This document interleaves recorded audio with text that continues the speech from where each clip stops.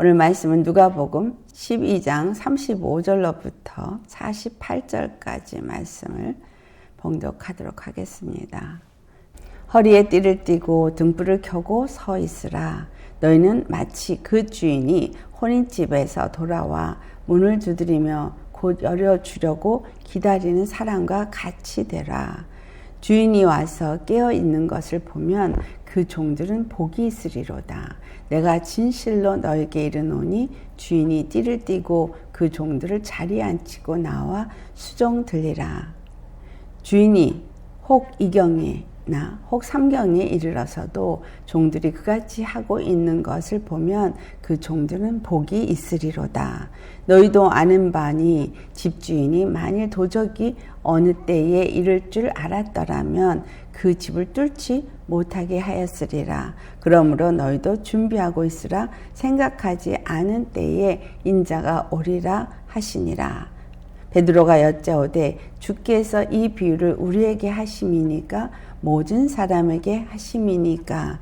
주께서 이르시되 지혜 있고 진실한 청지기가 되어 주인에게 그 집 종들을 맡아 때를 따라 양식을 나누어 줄 자가 누구냐. 주인이 이를 때에 그 종이 그렇게 하는 것을 보면 그 종은 복이 있으리로다. 내가 참으로 너에게 이르노니 주인이 그 모든 소유를 그에게 맡기리라. 만일 그 종이 마음에 생각하기를 주인이 더디오리라 하여 남녀 종들을 때리며 먹고 마시고 취하게 되면 생각하지 않은 날 알지 못하는 시각에 그 종의 주인이 이르러 엄히 때리고 신실하지 아니한 자의 받는 벌에 처하리니 주인의 뜻을 알고도 준비하지 아니하고 그 뜻대로 행하지 아니한 종은 많이 맞을 것이요 알지 못하고 맞을 일을 행한 종은 적게 맞으리라. 물은 많이 받은 자에게는 많이 요구할 것이요 많이 맡은 자에게는 많이 달라 할 것이니라. 아멘. 오늘 말씀의 제목은 허리를 동이고 주님 맞을 준비를 하자. 오늘 말씀이 35절 말씀에 허리에 띠를 띠고 등불을 켜고 서 있으라 라고 말하고 있죠. 이 말씀은 마지막 때에 예수님이 오실 때에 어떠한 자세로 우리가 있어야 될 것인가를 지금 말해주고 있습니다.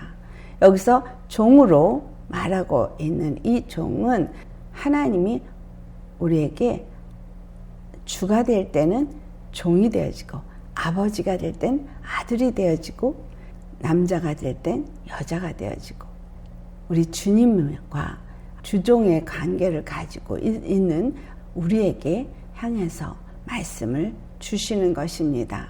허리에 띠를 띠고 등불을 켜고 서 있으라. 주님을 맞이할 준비를 할 때 우리가 어떤 자세로 준비를 해야 될지를 말해주고 있습니다. 여러분, 허리에 띠를 띠라. 이 허리에 띠를 띈다라는 얘기는 오늘 보니까 주인이 혼인집에서 돌아와서 문을 두드리면 곧 열어주려고 기다리는 사람과 같이 되라 라고 말한 것을 보니 이제 허리에 띠를 띠라라는 얘기는 일할 준비를 하는 자세. 6월절 어린 양의 고기를 먹을 때 그들이 허리에 띠를 띠고 지팡이를 잡고 고기를 먹었습니다. 이 허리에 띠를 띈다라는 의미는 어떤 의미를 주고 있고 또 등불을 켜고 서 있는다는 것은 어떤 의미를 주고 있는 겁니까? 허리에 띠를 띈다라는 것은 사도 베드로가 허리에 띠를 띌 때 겸손하게 허리에 띠를 둘러야 하는데 그 겸손하게 허리를 띠를 띠는 것을 뭐라고 말하냐면 약속하신 그분이 오신 날이 더디다고 생각하는 것 같이 더딘 것이 아니라는 것을 베드로전서에도 말을 합니다. 베드로전서에서 이제 맡은 자들에게 하는 말을 하고 있는데 5절에 보면 서로 겸손으로 허리를 동이라 라고 말씀합니다. 왜냐하면 하나님은 교만한 자를 대적하시되 겸손한 자들에겐 은혜를 주시기 때문에. 그래서 6절의 말씀이 그러므로 하나님의 능하신 손 아래에서 겸손하라 라는 말씀을 하십니다. 주님 앞에서 우리가 행해야 될 자세가 겸손한 자세예요. 근데 그 겸손한 자세를 또 8절에는 어떻게 표현하고 있어요? 근신하라 라고 말하고 있어요. 허리띠를 찐 거를 겸손하라고 하고 근신하라고 그러고 그 다음에 기름을 준비하고 있는 상태를 뭐야? 깨어라 라고 표현하고 있어요. 깨어라. 어떻게 근신하고 깨어 있어야 하느냐? 그것은 너희 대적 마귀가 오는 사자같이 두루다니며 삼킬 자를 찾기 때문이다는 거예요. 그래서 이 겸손하게 깨어 있는 것들에 대해서 사도 바울도 에베소 5장에 말하죠. 잠자는 자들아 죽은 자들 가운데서 깨어 일어나라. 그래서 깨어 일어나야 되는 것을 말하는데 이 깨어 일어난다 할 때 언제 어떤 자세로 깨어 일어나는 것을 말하고 있느냐. 그 믿음을 굳건하게 하고 마귀를 대적하는 상태가 깨어 있는 자들인 겁니다. 우리가 주 안에서 어떤 부름을 받았는가를 10절에 말씀합니다. 베드로전서 5장 10절 말씀을 같이 봉독하도록 하겠습니다. 모든 은혜의 하나님 곧 그리스도 안에서 너희를 부르사 자기의 영원한 영광에 들어가게 하신 이가 잠깐 고난을 당한 너희를 친히 온전하게 하시며 굳건하게 하시며 강하게 하시며 털을 견고하게 하시리라.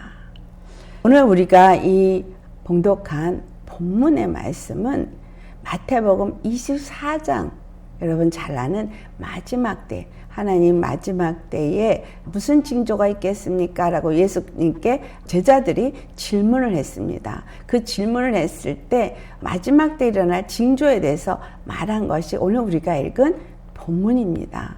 그런데 조금 다르게 기록이 돼 있기도 하고 어느 부분은 같이 똑같은 말을 기록하고 있지만 이 허리를 동이고 등불을 준비하고 서 있으라고 하는 것은 근신하고 깨어서 겸손하게 주님 맞이할 준비를 해라는 것인데 이 주님 맞이할 준비를 하는 것을 사도 베드로는 마귀를 대적하면서 준비해야 될 것을 말하고 있죠. 그런가 하면 또 사도 바울은 데살로니가 전서 5장을 가보면 어떻게 말하냐면 형제들아 때와 시기에 관하여 너에게 쓸 것이 없음은 주의 날이 밤에 도적같이 이를 줄을 너희 자신이 자세히 알기 때문이라. 1절로부터 말하고 있습니다. 그래서 이 때가 언제나 평안하다 안정하다 할 그때에 임신한 여자의 해산의 고통이 이른과 같이 멸망이 갑자기 그들에게 이르리니 결코 피하지 못하리라. 왜 허리를 동이고 깨어서 등불을 비치고 있어야 되느냐 하면 우리가 빛의 아들이고 낮의 아들이기 때문이라고 사도 바울은 말하고 있습니다. 그래서 6절을 보면 그러므로 우리는 다른 이들과 같이 자지 말고 오직 깨어 정신을 차릴지니라고 말하고 있어요. 세상 사람들은 잠을 잔다는 걸로 표현하고 있어요. 세상 사람들은 죽은 자이기 때문에 그들은 밤에 속한 자예요. 그리고 또 믿는다고 하는 사람 중에 많은 사람들이 잠을 자고 있다. 이 말의 의미는 뭐예요? 안전하다, 평안하다 하기 때문에 별로 긴장됨이 없는 종교 생활을 하는 모습을 나타내주고 있습니다. 그런데 오늘 우리가 읽은 이 본문에 있는 말씀을 보면 분명히 우리는 허리를 동이고 등불을 밝히고 서서 주인이 언제 올 때를 기다려야 된다는 것을 말해주고 있습니다. 주님이 언제 오실지 아무도 모른다 그랬어요. 마태복음 24장에 말씀하시기를 주님이 오시는 그때에는 천사도 모르고 아들도 모르고 오직 아버지만 아신다라고 말했거든요. 그런데 그 날이 언제인지는 모릅니다. 그렇지만 인자가 언제 올지 모르지만 징조는 있다라고 말해주고 있어요. 근데 그 징조를 마태복음 24장에 어떻게 표현하고 있느냐? 우리 같이 마태복음 24장을 찾아보시겠어요? 5절로부터 보겠습니다. 많은 사람이 예수 이름으로 온다는 거예요. 예수님의 이름으로 와서 그리스도라고 하면서 많은 사람들을 미혹한다고 말하고 있습니다. 왜 깨어 있어야 되냐고요? 기억하는 일이 있기 때문에. 그렇다면 이 깨어 있는다는 의미 속에서는 어떤 의미를 갖고 있냐면 영적으로 분별할 수 있을 만큼 깨어 있어야 한다는 걸 우리가 알아야 합니다. 왜냐하면 그리스도라고 예수의 이름을 가지고 와서 마치 그리스도인 것처럼 그리스도가 여기 있다 저기 있다 하면서 많은 사람들이 미혹을 한다는 거예요. 그런데 그리스도라는 얘기를 하는 것만 생각하지 마세요. 오늘날 유튜브를 통해서 거짓 복음을 얼마나 당당하게 정말 그럴싸하게 전하는지 모릅니다. 근데 그런 사람들의 그 조회수가 어마어마합니다. 그런데 그런 설교를 듣고 그걸 믿는다는 거예요. 너무너무 미혹받는 역사가 일어나고 있는 거죠. 우리가 깨어 있어야 된다는 얘기는 영적으로 깨어 있어야 된다는 얘기고, 영적으로 깨어 있는다는 것은 바로 영들을 분별할 수 있어야 한다는 의미를 갖고 있는 거예요.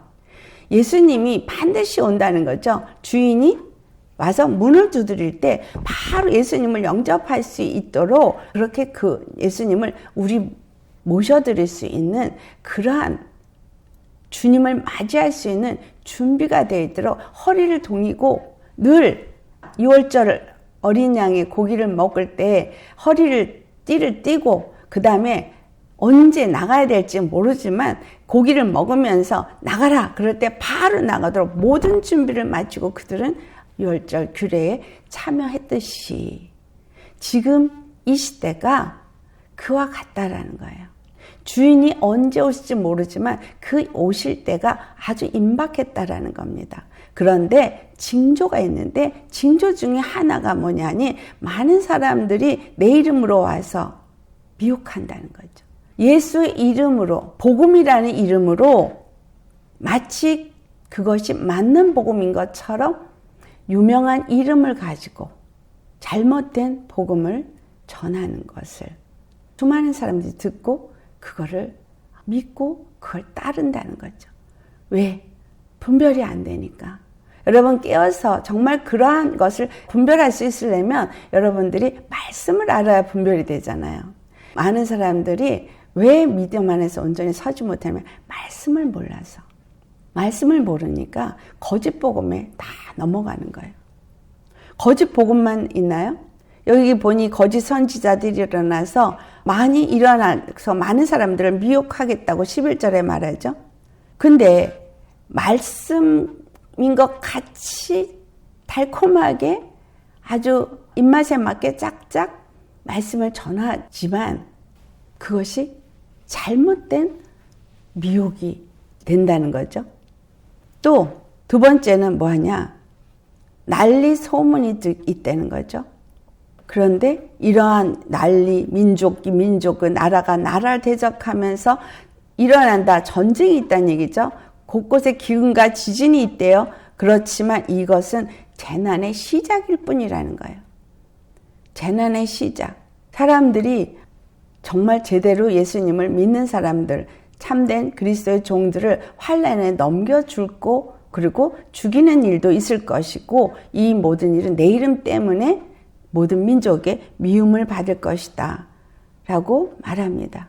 사람들이 실족하게 되고 잡아주고 서로 이와 같이 하는데, 이와 같은 일이 있을 때 그 다음에 또 12절에 어떤 징조가 있냐면 불법이 성하고, 불법이 성한대요. 오늘날 지금 불법이 전 세계적으로 아주 정말 놀라운, 너무나 많은 불법들이 일어나고 있습니다. 어떻게 이럴 수가 있을까? 어떻게 미국이 이렇게 망가질 수가 있을까? 하는 소리를 너무 많이 듣게 되고요. 한국도 그렇지 않나요? 거짓이 진리인 것처럼 이 불법이 성하고 사람들이 무엇이 진리고 무엇이 불의인지 분별이 안 돼 있는 이런 시대를 가고 있어요. 많은 사람들의 사랑이 식어져요. 그렇죠? 여러분 이거 느끼고 계실 겁니다. 이것이 징조라는 거예요. 그러니까 주님 오실 때가 가깝다는 얘기죠. 그런데 13절에 뭐라고 말해요? 그러나 끝까지 견디는 자는 구원을 얻으리라. 끝까지 견뎌야 구원을 얻는다는 거예요. 그 때가 주님이 인자가 오실 때가 가까운데 너희는 허리를 동이고 등불을 준비하고 서서 맞이할 준비를 해라. 그러면서 예수님이 뭘 얘기하셨어요? 너희가 도둑이 드는 때를 안다면 준비되어 있다면 도둑을 맞지 않을 것이다 라는 얘기를 하죠. 깨어있으면 도둑이 들어온 걸 안다는 걸 말하고 있어요. 여기서 집에 대해서 표현되어지고 있는 건 제일 작게는 우리 각 사람이 예수님의 집입니다. 그렇죠? 하나님의 집이에요. 우리 각 사람이 깨어있으면 우리에게 찾아오는 도적은 뭐죠? 거짓 영이에요. 더러운 영이에요.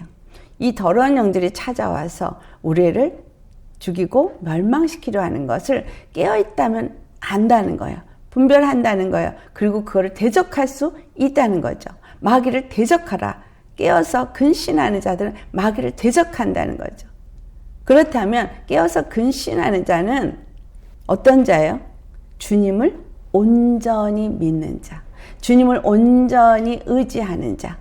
그 사람이 어떠한 상황이 있어도 주님을 온전히 믿고 의지함으로 그와 같은 악한 영들이 내 심령 속에 들어오는지 아닌지를 알 수 있는 사람이라는 거예요.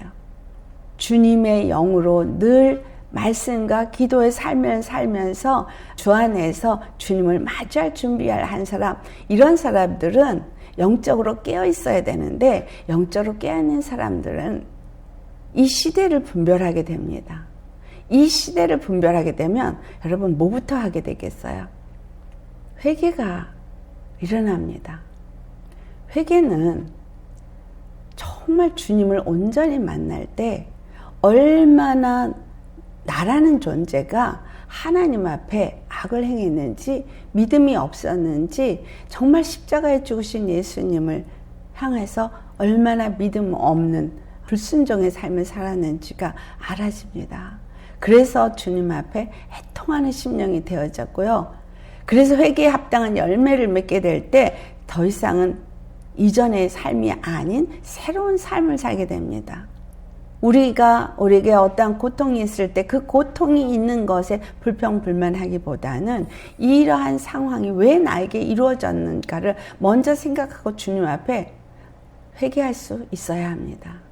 주님 앞에 애통하며 회개하는 것은 우리 자신, 나라는 한 집, 이 작은 집이 이렇게 잘못되어진 것 때문에도 애통하지만 두 번째는 교회가 너무너무 무너져서 정말 다른 복음이 자리 잡고 있고 팽배해져서 너무나 잘못된 신앙을 가고 있고 예수님의 십자가의 복음을 전하지 않는 교회로 타락되어 가는 모습을 볼 때 애통하고 통곡하며 회개하는 심령이 되지 않을 수가 없습니다.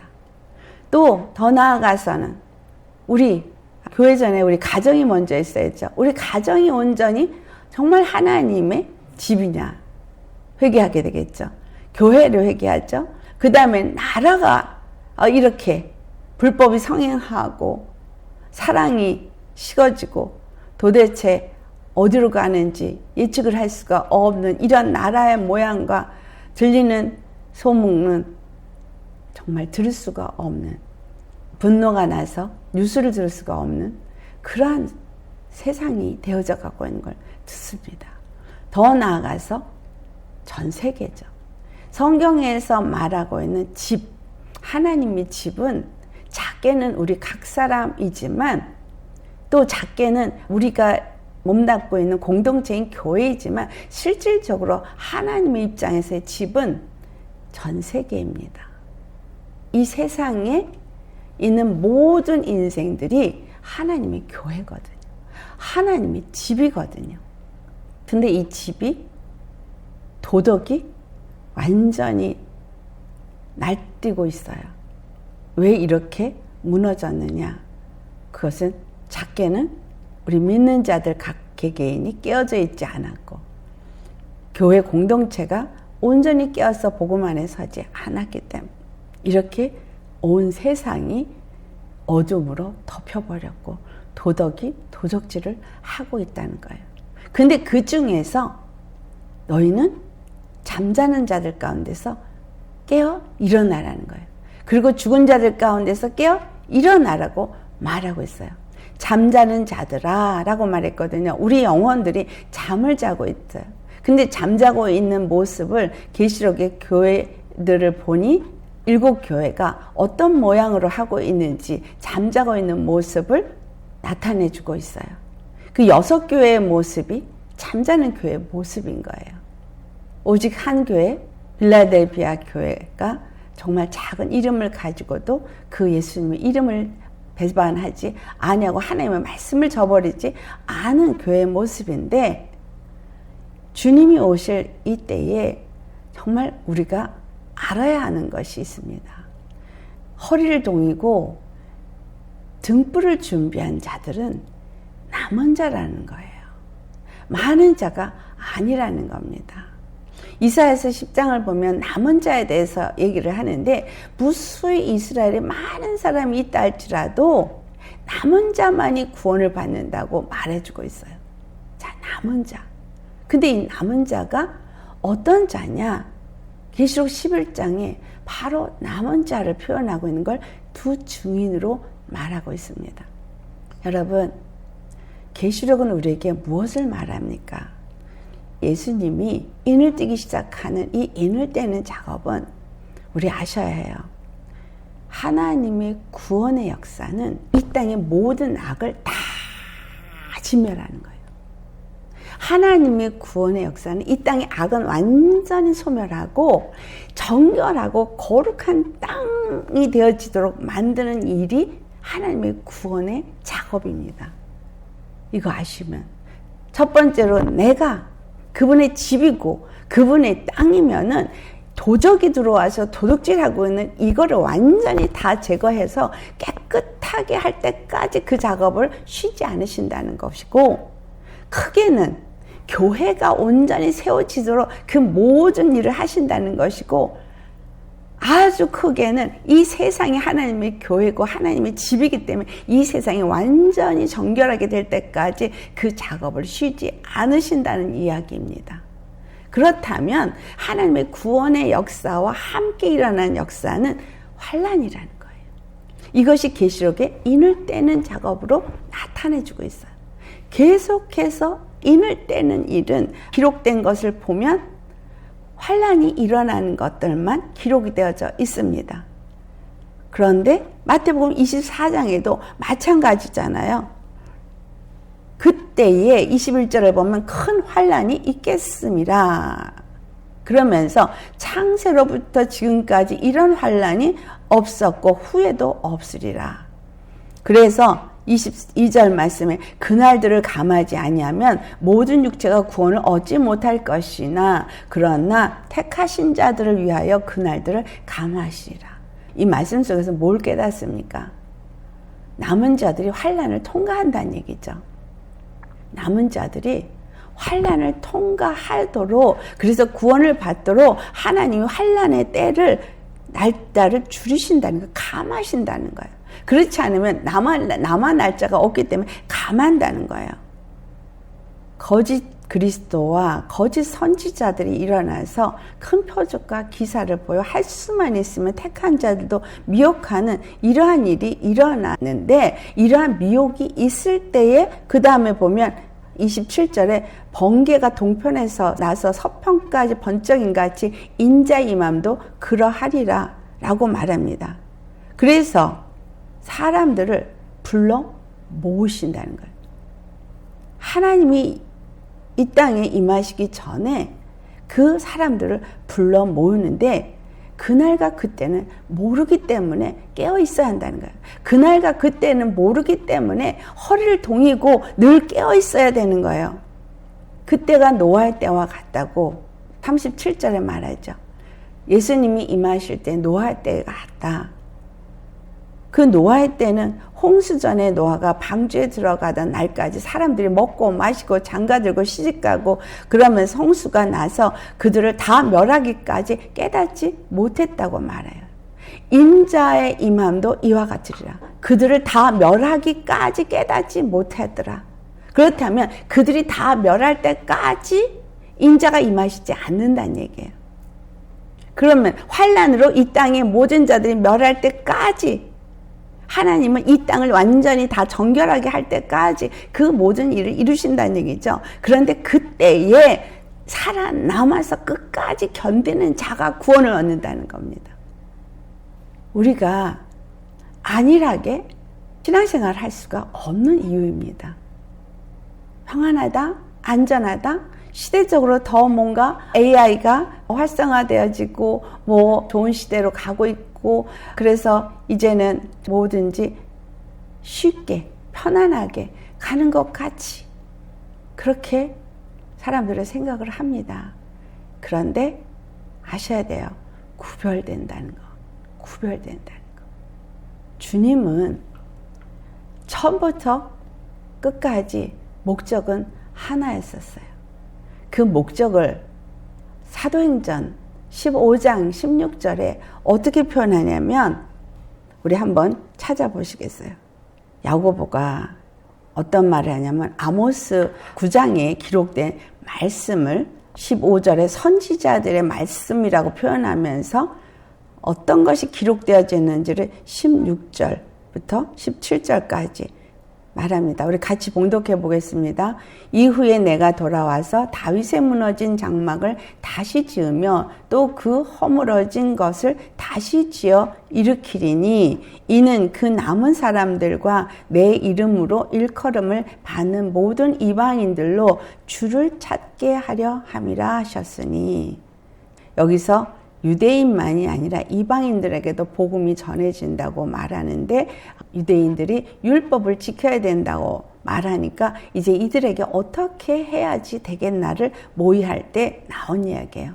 하나님의 뜻은 다윗의 장막, 유대인에게 있었던 다윗의 장막. 그럼 뭘 의미하고 있어요? 이스라엘 나라의 건립을 말하고 있어요.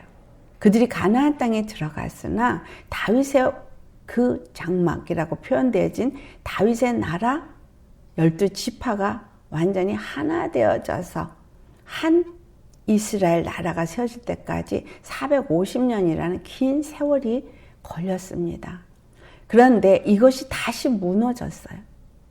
근데 여기서 무너진 다윗의 장막을 다시 일으킨다는 걸 누가 왔을 때? 내가 돌아와서 예수님이 오신 것을 내가 돌아와서 즉 여호와가 이스라엘에게 돌아와서 다윗의 무너진 장막을 다시 일으키겠다고 말한 것은 아모스 선지자에게 예언한 말씀입니다. 그런데 그것들이 다시 일으켜질 때에 그 남은 사람들과 뭐가 있다고 했어요? 17절에 내 이름으로 일컬음을 받는 모든 이방인들로 라고 말하고 있어요. 그러니까 유대인뿐만이 아니라 유대인의 남은 자와 그 다음에 이방인들이 주를 찾게 한다. 근데 계시록 11장에 남은 자에 대해서 말하고 있죠. 계시록 11장을 찾아보시겠습니다. 42달 동안 성전 바깥마당은 이방인들이 짓밟게 될 것이라고 말하면서 두 증인을 세울 것을 말합니다. 3절에 말하니 내가 나의 두 증인에게 권세를 주리니 그들이 굵은 베옷을 입고 1260일을 예언하리라. 42달 동안 예언하는데 그들이 주 앞에 서 있는 두 감람나무와 두 촛대라고 표현하고 있어요. 근데 그들이 하나님의 능력과 그 권세를 받아서 누구든지 그들을 해하고자 하면 그 입에서 불이 나와서 그들을 살아버리는데 이 엘리야가 그와 같은 일을 했죠. 또 비가 내리지 않게 하는 일을 했습니다.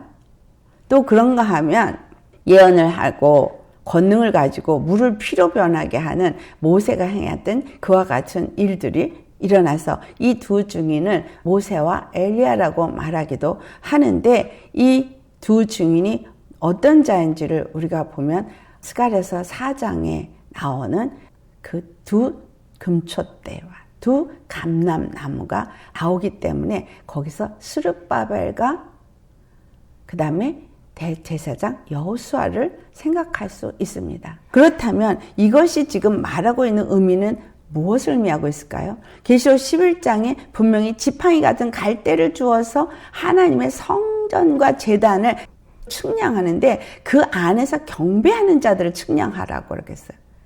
하나님의 성전과 제단과 그 안에서 경배하는 자들을 측량을 하라고 말했는데 스룹바벨과 대제사장 여호수아가 이룬 일은 무엇입니까?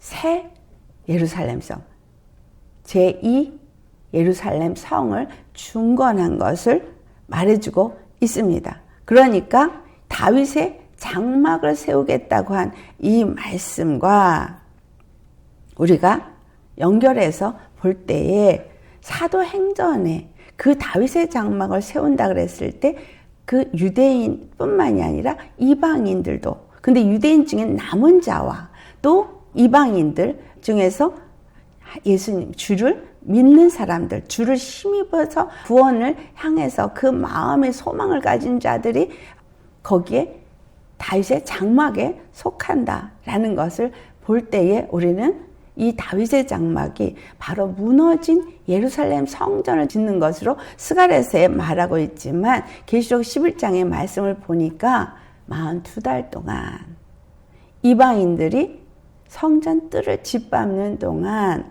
환란이 있는 동안 하나님은 그 장막을 세우는 일을 하신다라는 걸 알 수가 있습니다. 그런데 이 장막을 세우는 두 증인에 대해서 우리가 어떻게 볼 수 있어요? 이들은 하나님 앞에 능력을 받아서 이적과 표적을 행하고 그 땅에 사는 사람들을 괴롭히는 것을 나타내주고 있죠. 그런데 이 스룹바벨이 성전을 건축한 것에 대해서도 스가랴서 4장 6절에 어떻게 말하느냐 하면 만군의 여호와께서 말씀하시되 이는 힘으로 되지 아니하며 능력으로 되지 아니하고 오직 나의 영으로 되느니라. 그러면서 7절에 큰 산은 내가 무엇이냐? 내가 스룹바벨 앞에서 평지가 되리라. 그가 머릿돌을 내놓을 때에 무리가 외치기를 은총은총이 그에게 있을지어다 하리라. 스룹바벨이 기초돌을 놓고 스룹바벨이 머릿돌을 놓으면서 이 모든 스룹바벨 앞에서 큰 산들이 평지가 됩니다. 완전히 그냥 모든 것이 권세 있는 것들이 그 발 앞에 다 무릎 꿇게 되어진다는 것을 나타내주고 있습니다. 그런데 하나님의 영으로 두 증인이 권세를 받고 이 땅에 있는 모든 권세자들을 다 그 발 앞에 굴복하게 한다라는 걸 알 수 있어요.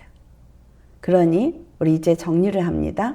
그렇다면 이 예수님이 오실 징조가 보이는 이 시대에 우리가 정말 허리를 동이고 등불을 밝히고 준비를 해서 깨어 있어야 한다는 의미는 아까도 말씀드렸듯이 마귀를 대적할 수 있도록 뭘 주신다는 얘기예요? 성령을 보내주신다는 거예요. 성령을 받는 기름 부음, 이 기름 부음이 구약에서는 왕과 선지자와 제사장이 그 기름 부음을 받았어요. 그런데 오늘날에는 베드로전서 2장 9절의 말씀을 보니까 예수님을 믿는 우리를 향해서 뭐라고 표현을 했느냐 하면 우리를 왕같은 제사장, 우리가 정말 예수 그리스도 안에서 하나님의 거룩한 백성이 되어지고 택한 족속이요, 그의 소유된 백성, 그의 거룩한 나라, 왕같은 제사장, 이렇게 표현하고 있거든요. 에베소서 4장 11절의 말씀을 보면 거기에 사도, 선지자, 또 그 다음에 말씀을 가르치는 자, 복음을 전하는 자, 또 목사와 교사, 이렇게 말하는 사람들, 구약의 그리스도라고 표현됐던 그 세 종류의 사람이 이 땅에 예수 그리스도께서 오셔서 십자가에 죽으시고 부활하셔서 우리의 그리스도 되심을 나타내시고 하늘 보좌에 앉으셔서 성령을 그 믿는 자들에게 보내주시면서 그 믿는 자들이 성령을 받고 나니까 증인이 되어져서 예수 그리스도 안에서 사람들을 불러 모음으로 인해서 예수님이 이 예루살렘 성을 헐어버려라, 내가 사흘 만에 다시 지으리라 한 것처럼 그 일을 짓는 일을 사도들이 하기 시작했습니다. 근데 사도들이 하는 그 일을 다윗의 장막을 세우는 것으로 표현되어져 있고 이방인들도 거기에 해당이 되어진다는 것을 말하는데 사도 바울이 에베소 4장 11절을 보니 나타나는 역할을 말하더라는 거예요. 교회에서 하고 있는 역할들, 바로 성도를 온전케 하는 일, 봉사 일을 하기 위해서 각각의 직분을 주면서 직분이 다르지만 모두가 다 뭐 한 거죠? 성령을 받고 이 마지막 때에 바로 무너진 다윗의 장막을 세우기 위해서 하나님 앞에 부름받은 자들이 어떻게 쓰임을 받는지를 말해주고 있더라는 거예요. 그러니 이 마지막 때에 주님이 임하시기 전에 여러 가지 징조가 있는 징조는 이 땅에서 어떤 징조를 말하고 있냐면 환난의 징조가 일어난다는 거예요. 사람들이 사랑이 식어지고 미혹을 받아서 믿음에서 떠나고 그리고 불법이 왕성해지고 또 많은 미혹을 받도록 거짓 선지자들이 일어나서 거짓 그리스도가 일어나서 다른 복음들을 전하며 이적과 표적을 행하며 이와 같은 일들이 일어나서 많은 사람들이 참된 십자가의 길을 가는 것이 아닌 다른 길을 가는 역사들이 일어난다는 거예요. 그런 가운데 하나님은 환난을 통해서 그들이 깨닫고 돌아오도록 하신다는 것을 우리는 알아야 합니다. 그래서 오늘 본문은 무엇을 말하고 있어요? 깨어 있어야 된다는 걸 말하고 있어요. 깨어 있어야 되는데 시대를 분별할 수 있을 만큼 깨어있으려면 어떻게 우리가 깨어 수 있느냐? 바로 남은 자가 되어야 된다는 거예요. 아멘입니까? 여러분, 말씀을 하나님이 주실 때 이 말씀을 듣고 깨닫고 그 말씀이 그러한가 해서 그 말씀에 인도함을 받아 성령의 이끌림을 받는 자가 되어야지만 깨어있는 자가 된다는 거예요. 그냥 잠을 자지 말고 깨어있으라는 게 아니고 영적으로 깨어있으라는 거예요. 영적으로 깨어있으려니 말씀을 듣고 말씀을 깨닫고 그 다음에 부르짖고 주님의 때가 이루어지도록 주님이 오실 날을 기다리면서 부르짖고 기도하면서 온전히 하나님의 그 뜻이 내 뜻이 되어지고 하나님의 마음이 내 마음이 되어지고 하나님의 영으로 인도받아서 그 성령이 교회들에게 하는 음성에 초점이 맞춰진 그런 사람들이 깨어있는 자인 거예요. 그런 사람들이 허리를 동인 자인 거예요. 마지막 때 우리가 해야 될 것은 허리를 동여야 되거든요. 겸손해야 되거든요. 겸손은 어떤 의미를 주고 있어요? 내 의로, 내 방법으로 내가 뭔가를 하려고 하지 않는 오직 주님의 말씀 앞에 그냥 나를 내려놓고 그 말씀 앞에 순종하는 자들. 그걸 계시록 14장 4절에 어떻게 표현하고 있어요? 어린 양이 어디로 인도하든지 인도함을 받는 사람으로 표현하고 있어요. 하나님의 보좌에 가서 새 노래를 부르고 거기서 하나님을 찬양한 14만 4천인 밖에는 배우지 못하는 그 새 노래를 부르는 사람들이 누구냐 하니 이 사람들은 여자와 더불어 더럽히지 아니하고 순결한 자라.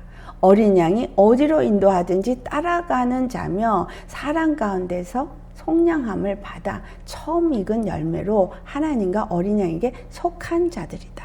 그래서 그 입에 거짓말이 없고 흠이 없는 자들이더라.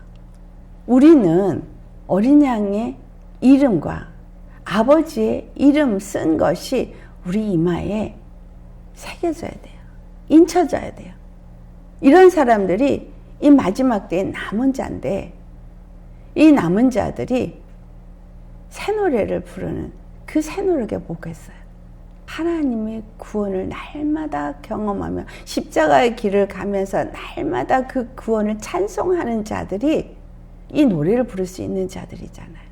다윗의 장막을 세우겠다고 한 하나님의 뜻은 예루살렘 성전을 헐어버리라 내가 지었겠다고 한 것은 똑같은 의미입니다. 근데 이 말씀을 이사야 선지자는 이사야서 58장에도 말하고 이사야서 61장에도 말합니다. 무너진 것을 다시 세우는 일이 어떤 것인가를 말하고 있어요. 우리 이사야서 58장은 잘 아시니까 61장 1절 같이 봉독합니다. 주 여호와의 영이 내게 내리셨으니 이는 여호와께서 내게 기름을 부으사 가난한 자에게 아름다운 소식을 전하게 하려 하심이라. 나를 보내사 마음이 상한 자를 고치며 포로된 자에게 자유를, 갇힌 자에게 노임을 선포하며. 계속 읽겠습니다. 여호와의 은혜의 해와 우리 하나님의 보복의 날을 선포하여 모든 슬픈 자를 위로하되 무릇 시온에서 슬퍼하는 자에게 화관을 주어 그 죄를 대신하며 기쁨의 기름으로 그 슬픔을 대신하며 찬송의 옷으로 그 근심을 대신하시고 그들이 의의 나무 곧 여호와께서 심으신 그 영광을 나타낼 자라 일컬음을 받게 하려 하심이라.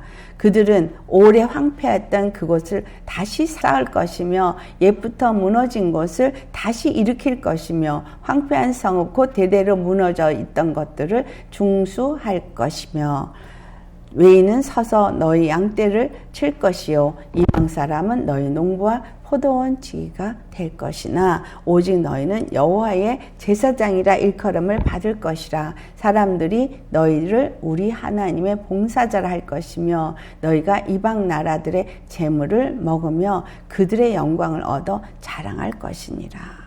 아멘. 하나님의 영이 임하니 우리에게 복음을 전하는 자가 되게 하고 그리고 여호와의 제사장이라 일컬음을 받는 자가 되게 한다라고 말하고 있습니다.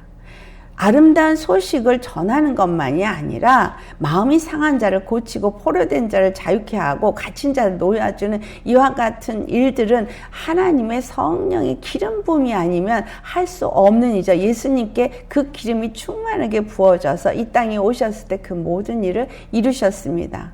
그래서 이 땅에 이제 이 마지막 때를 살고 있는 우리에게 남은 자에게 하나님 반드시 성령을 주십니다. 성령을 주시는데 성령을 받고 하는 직분들은 각각이 다릅니다. 그 중에 두 증인처럼 그렇게 쓰임받는 자가 있죠. 모세 한 사람이 하나님 안에서 그렇게 기름 부음 받을 때 많은 이스라엘 사람들이 이끌림을 받았고요. 또 엘리야 한 사람에 의해서 많은 사람들이 참 하나님 누군지를 알고 돌아오는 역사가 일어났습니다. 또 스룹바벨과 여호수아를 통해서 스룹바벨에 의해서 제2예루살렘 중건이 일어났고요. 또 대제사장 여호수아에 의해서 예배가 회복이 되었습니다. 교회가 회복이 되어지고 예배가 회복이 되어지는 일은 바로 이 복음을 온전히 듣고 깨달은 자들이 그 심령이 회복이 되어지고 예배가 그들 심령 속에서 회복이 되어지면 교회가 예배가 회복이 되어지는 거 아니겠습니까? 무너진 장막들이 다 제대로 세워져야 되는 거예요. 그것을 혼자 하는 것이 아니라 함께 세워지도록 누가 하나님이 두 증인을 세우실 텐데 그 두 증인이 한 일을 보니 촛대는 교회를 상징하는 거 아시죠? 그러면 촛대의 양쪽에 두 감람나무로 서잖아요. 두 감람나무가 서는데 그 감람나무가 계시록 6장에 보니 감람나무와 포도나무는 해치지 말라고 말하죠. 그 감람나무 하나님의 성령의 인치심을 받고 그 복음을 전하는 자들에게는 영혼을 파는 일이 있을 때에 절대 그들은 해치는 일이 없다는 거예요. 하나님 보호하심이 있는 거예요. 한 데나리에 밀 한 대요, 한 데나리에 보리 석 대라고 정말 그 양식 때문에 영혼을 파는 일이 있을 때 이게 환난의 때잖아요. 인을 뗐을 때잖아요. 그런데 그 검은 마리는 기근의 때에 그와 같은 일들이 일어날 때에 감람류와 포도주는 해치지 말라 했으니 그 하나님 안에서 두 증인과 같이 기름 부음이 충만한 자들은 등불을 준비한 자들이에요. 등불을 준비한 자들은 해치지 말라 그러니까 보호하심을 받는 거죠. 그들은 뭐 했어요? 촛대에다 기름을 붓는 역할을 하는 거예요. 교회를 세우는 역할을 하는 거예요. 무너진 것을 세우는 역할을, 보수하는 역할을 하는 거예요. 여러분 어떤 사람이 되시겠습니까? 하나님이 지금 그렇게 남은 자들을 불러 모아서 그와 같은 일을 하기를 원하시는데 어떤 자를 쓰겠다냐고 허리를 동인 자들을 쓴다는 거예요. 이 허리를 동인다는 의미는 겸손한 거라고 말했죠.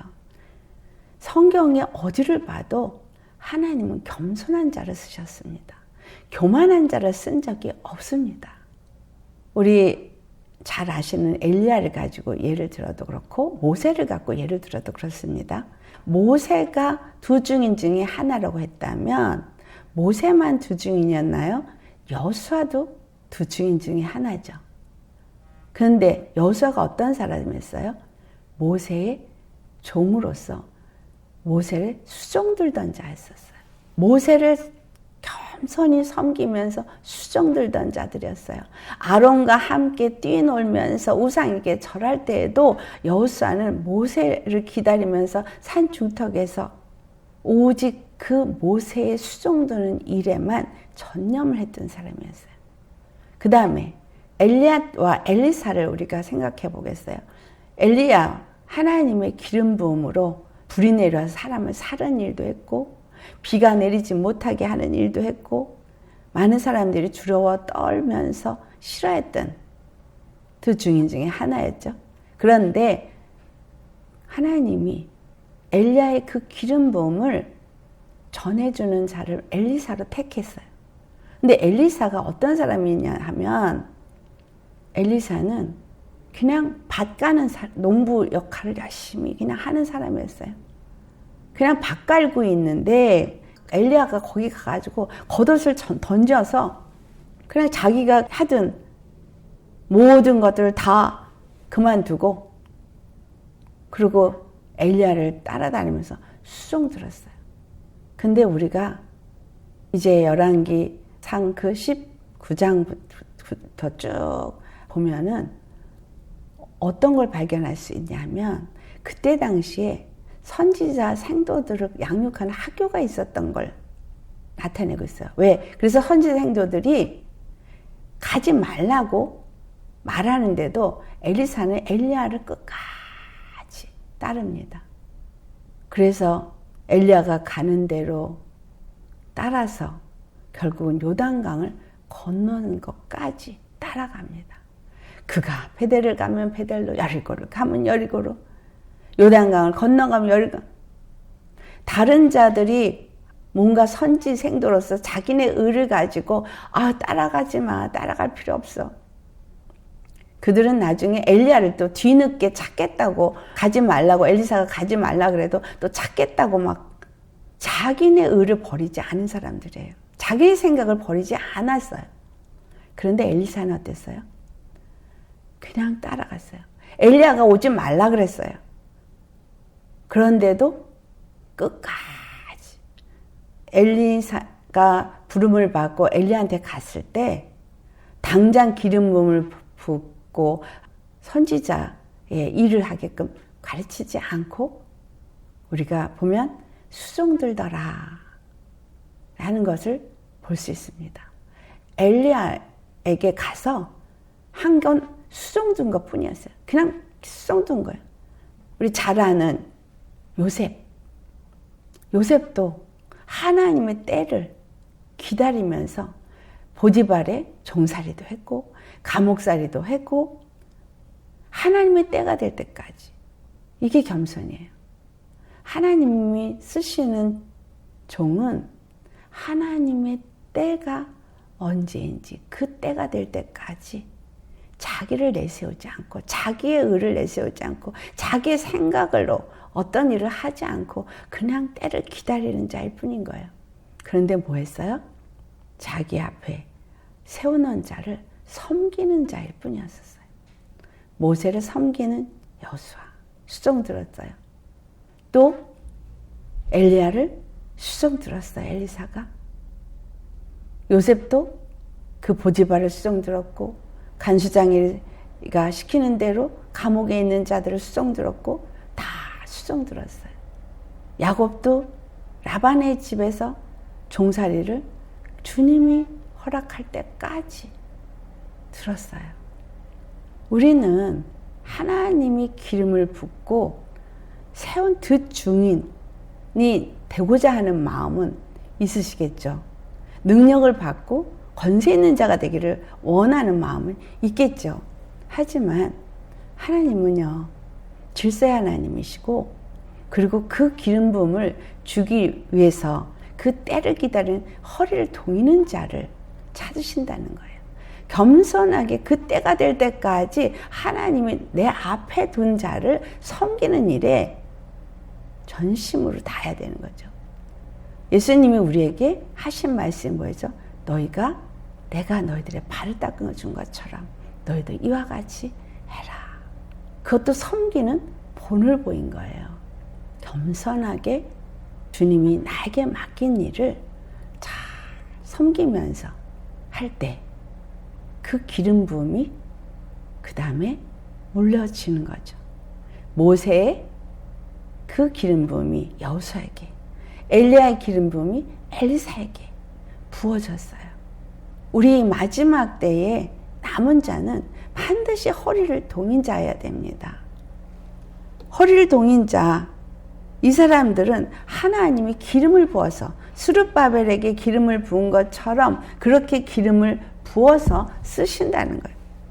기름을 부어서 쓰시는데 그때는 아무도 모르니까 그때까지 허리를 동이고 등불은 밝혀야 되는 거예요.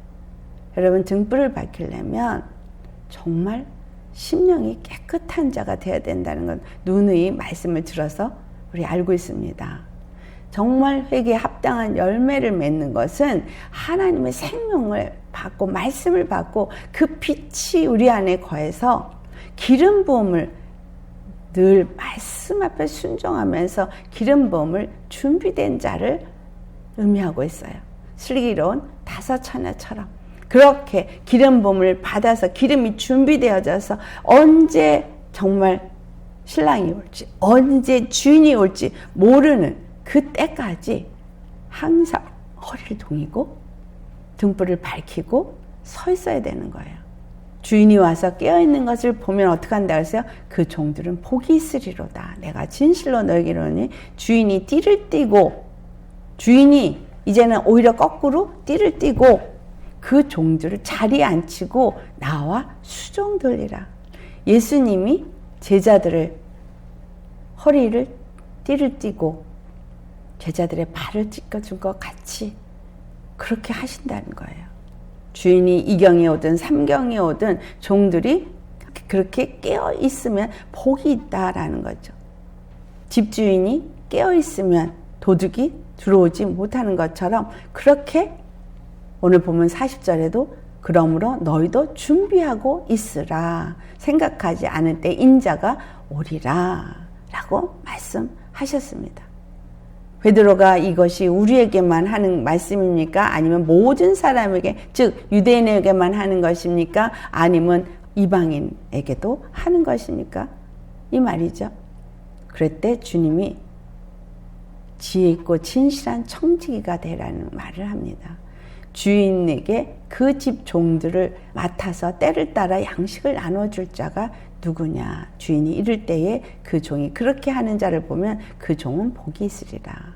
여러분, 주님이 나에게 말씀을 주시고 말씀이 내 안에 주어져서 그 말씀을 받고 양식을 나눠주는 그 양식, 십자가의 복음이 여러분이 꼭 어떤 성경을 가르치는 자가 되어야 양식을 나누는 게 아니라 여러분 자체에서 빛이 비추어지고 여러분이 예수님을 나타내는 사람이 되어진다면, 정말 그 심령에 말씀이 박혀져서 그리스도의 편지가 되어질 수 있다면 우리는 양식을 나누는 자가 됩니다. 주인이 더디 올 거라고 생각해가지고 영혼들을 제대로 돌아보지 않고 자기는 자기 것에 먹고 취하고 빠져서 생각하지 않은 날 주인이 올 때 그것을 본다면 어떡하겠느냐? 그들이 받을 벌을 받게 될 것이다. 주님의 뜻을 우리가 얼만큼 압니까? 주님의 뜻을 안다면 또 얼만큼 우리는 그 뜻을 이루기 위해서 오늘 살고 있습니까? 주님 아직 오지 않을 거라고 생각하면서 세상에 취해서 세상 것을 즐기고 세상 것에 연합되어 있다면 주님은 굳이 불식간에 알지 못하는 때에 내가 볼 때는 아직은 아니야. 좀 더 있다가 열심히 믿으면 돼 라고 생각하십니까? 그때는 믿고자 한다고 믿어지는 게 아니에요.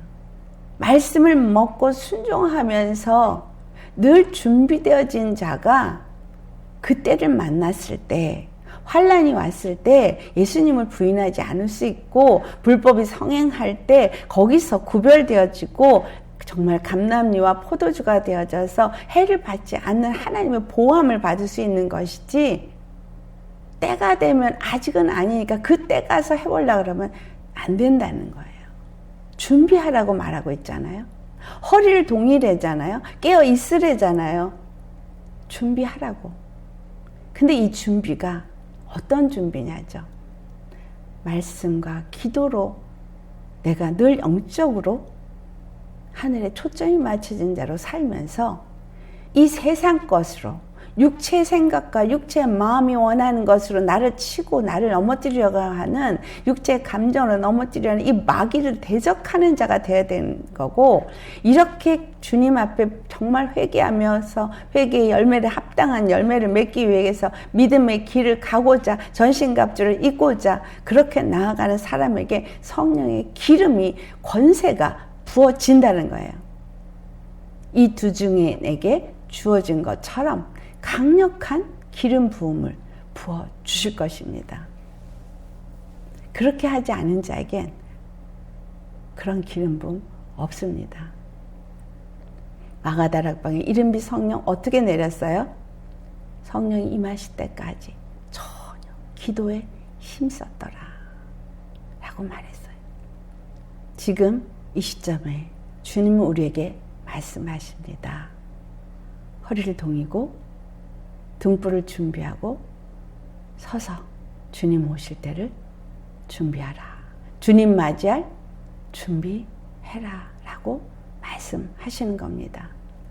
많은 사람들이 여유 있게 즐기면서 놀면서 그렇게 하고 있고, 정말 하나님의 뜻, 다윗이 장막을 세우고자 하고 무너진 것을 세우고자 하는 이 뜻을 돌아보지 않는 자들에게는 하나님이 갚아주신다는 거예요. 그런데 내 옆에 있는 영혼들에게 내가 어떻게 하시겠습니까? 서로 섬기시겠습니까? 아니면 핥히고 무너뜨리시겠습니까? 그렇게 말씀을 먹고도 주 안에서 우리가 얼마나 강박하면 내 생각과 내 습관, 내 마음, 내 감정 도대체 버리지를 않고 굳세어라 그 길을 간다면 하나님의 그 뜻에 합당한 자가 되지 않기 때문에 내쳐지게 될 것입니다. 내가 정말 육체의 고통 속에 있다면 오히려 더 주님을 더 찾고 구할 수 있는, 고통 속에서 부르짖을 수 있는 조건을 갖추게 되지만, 뭔가가 여유 있고 뭔가가 편안할 땐 사람이 그렇게 간절하게 부르짖고 찾지 않습니다. 그래서 이런 말씀을 통해서 주님은 우리에게 말씀하십니다. 너는 얼만큼 정말 준비하고 있느냐, 얼만큼 깨어 있느냐, 얼만큼 허리를 동인 자이냐, 이런 자에게 하나님이 그 하늘의 능력의 지팡이를 주실 겁니다. 하나님의 능력의 기름 부음이 우리에게 늘 기도와 말씀 속에서 준비되어졌다면 반드시 겸손한 자가 되어져서 정말 서로 수종드는 자가 될 것이고, 세우는 자가 될 것이고, 자기를 높이지 않고 주님이 나를 높일 때까지 겸손히 그 일을 할 것입니다. 다윗 왕이 이스라엘의 왕이 될 때까지 그는 기름 부음은 10대에 받았지만 30대에 왕의 기름 부음을 받게 됩니다. 하지만 그 이전에 사울 왕이 왕으로 있는 동안에 그는 한 번도 자기가 기름 부음을 받고 이스라엘의 왕이 되어졌다라는 얘기를 한 적도 없고 그와 같이 사울을 대적한 일도 없었다는 사실이에요. 주님이 여러분을 훈련시키고 계시고 훈련시키는 이 기간 속에 오직 겸손하게 허리를 동이고 정말 등불을 주님이 언제 오셔도 기름이 부족해서 불을 밝힐 수 없는 미련한 다섯처녀 같이 되지 않기 위해서 기름을 열심히 준비하는 사람이 되셔야 합니다. 그래야 불을 밝히고 있을 거 아니에요? 하나님이 정말 때를 따라 양식을 나누라고 할 때 또 양식을 나눠줄 수 있을 정도로 여러분 준비되셔야 하지 않겠습니까? 그러려면 열심히 내가 기름이 준비되어진 자가 되려니 겸손히 주님의 말씀 앞에 순종하며 부르짖고 기도하며 정말 내 안에 주님의 말씀의 기름 부음, 생명의 기름 부음 충만해지도록 성령이 교회들에게 하시는 음성을 듣고 순종하며 말씀을 따라 계시록 14장 4절에 말한 것처럼 어린 양이 어디로 인도하든지 인도함을 받는 자가 되길 원해서 늘 기도하며 깨어있는 자다라는 거예요. 이 시대에 성령의 음성을 듣지 않고 임의로 행하는 것이 옳다라고 설교하시는 분이 있더라고요. 방언기도, 부르짖는 기도, 무슨 이런 거 다 부인하는 그런 설교를 하는데 그런 설교는 사람들이 너무나 좋아서 많은 사람들이 들어요. 여러분, 우리는 성령님의 음성을 들을 수 있는 귀를 가져야 합니다. 시대를 분별할 수 있는 눈을 가져야 합니다. 그리고 항상 마음은 겸손해서 서로 섬길 수 있는 하나님이 세우신 질서 앞에 정말 수종드는 자의 자세를 늘 가지고 있을 때에 하나님이 때가 되면 그를 높이신다는 사실을 알아야 합니다. 주님은 분명하게 말씀하셨어요. 누든지 성령을 보내주신다고. 여러분, 이제 나중엔 목사들보다 평신도들이 기름 부음을 받아서 더 큰 사역들을 하는 일들이 일어날 겁니다. 이 마지막 때에 그렇습니다. 근데 어떤 자를 쓰시느냐? 겸손한 자. 절대 자기 스스로가 뭐가 되고자 높아지고자 하는 자 쓰지 않습니다. 겸손하게 주님의 말씀 앞에 나는 없고 오직 주님 말씀만 하시옵소서. 나는 주님만 필요합니다. 주님만 있으면 됩니다. 주님 말씀하신 대로만 행하겠습니다. 그렇게 겸손한 자 들어서 반드시 쓰십니다. 여러분, 허리를 동이고 깨어서 우리 예수님 맞이할 수 있도록 등불을 잘 준비하는 저와 여러분 되시기를 예수님의 이름으로 축원합니다. 아멘. 그래서 우리를 통해서 주님이 많은 일들을 이루시고 그 뜻이 하늘에서 이루어진 것까지 땅에서 이루어지는 일에 우리가 쓰임받는 사람 되기를 예수님을 축원합니다. 그래서 정말 지금 깨어서 열심히 기름 준비하셔야 합니다.